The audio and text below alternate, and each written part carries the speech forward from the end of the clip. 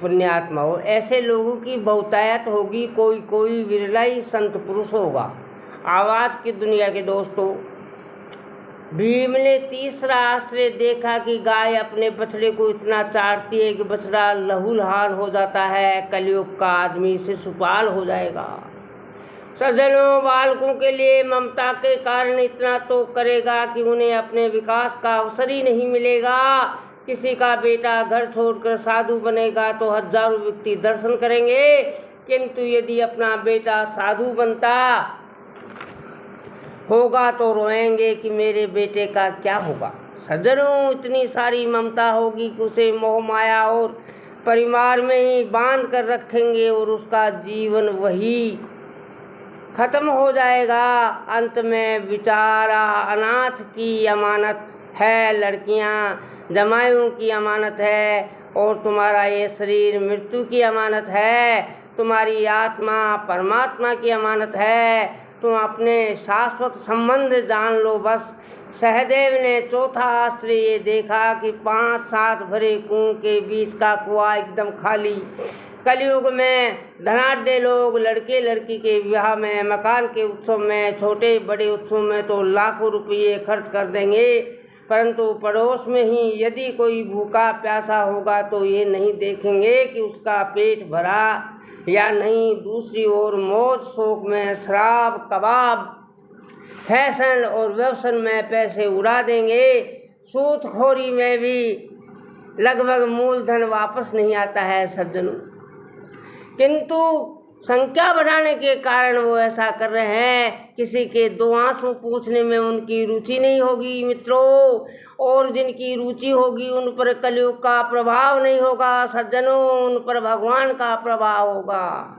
सत्संग प्रेमियों, माताओं, भाइयों, बहनों, अभी पवित्र पुरुषों के लिए भगवत नाम कीर्तन, सत्संग, ध्यान, निर्भयता और नारायण की प्रसन्नता के कार्यों को करते करते स्वर्गारोहण करना जरूरी है। जुल्म करना तो पाप है, किंतु पापी और हिंसक से घबरा कर उन्हें छूट देना महापाप है सज्जनों।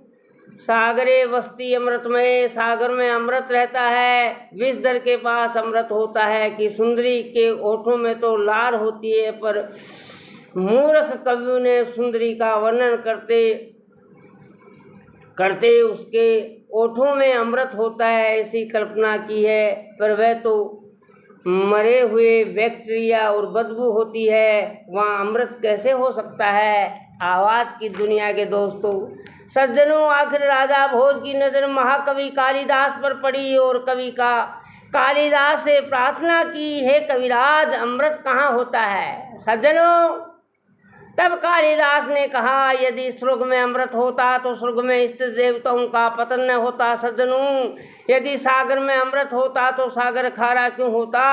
यदि सुंदरी के पास अमृत होता था उसका पति भी मर जाता और वह भी मर जाती। ऐसा क्यों, वास्तव में अमृत वहाँ नहीं है, वहाँ तो अमृत की कल्पना है। ये तो पुण्य नाश करना है। सच्चा अमृत तो संतों के वचनों में है, मार्गदर्शन मिल गया है। अब तुम चल पड़ो ईश्वर के मार्ग पर, इधर उधर झांको मत। सज्जनों, कठे सुधावस्ती भय भगवान नानम, भगवान के प्यारे भक्तों संतों के कंठ में, उनकी वाणी में ही वास्तविक अमृत है मित्रों। चैतन्य महाप्रभु के पास एक सेठ ने जाकर पूछा, आप कहते हैं कि हरि हरि बोल कहकर हाथ ऊंचे करो, हरे हरे भगवान का कीर्तन करो तो सेवा करने से क्या लाभ होता है। सुनकर गौरांग रोने लगे। महाराज रोते क्यों हो। तब गौरांग बोले, आज तक मैंने तुम्हारे जैसा स्वार्थी नहीं देखा कि जो भजन करने में भी लाभ ही ढूंढता हो। आज मैंने कौन सा पाप किया कि मुझे तुम्हारी मुलाकात हुई। क्या नश्वर लाभ के लिए ही तेरा जन्म हुआ है। हरि का भजन करना ये तेरा कर्तव्य नहीं है, तेरा स्वभाव नहीं है। सुखी और आनंदित रहना ये तेरा स्वभाव नहीं है। अमर होना ये तेरा स्वभाव नहीं है। बाकी के लाभ तो सब मरने वाले लाभ हैं। भजन करोगे तो तुम्हारे स्वभाव में जग जाओगे, और स्वभाव में जग जाने से लाभ दुनिया में दूसरा कोई है ही नहीं सकता। माला करने से कौन सा लाभ होता है, नौकरी मिलेगी, ये होगा वह होगा, ना में ये सब लाभ नहीं है।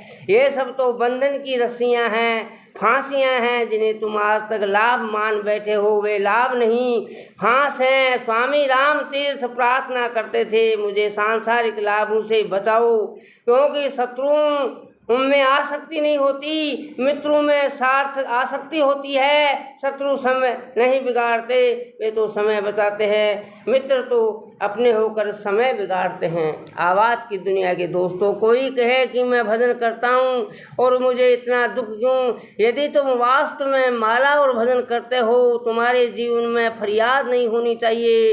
तुम्हें निष्काम भजन करो, निष्काम ध्यान करो, निष्काम तत्व का अन्वेषण करो, तो तुम्हारी इस नश्वर आँख में भी ऐसी शक्ति आ जाए कि सामने वाले के शाश्वत के द्वार खुलने लगे।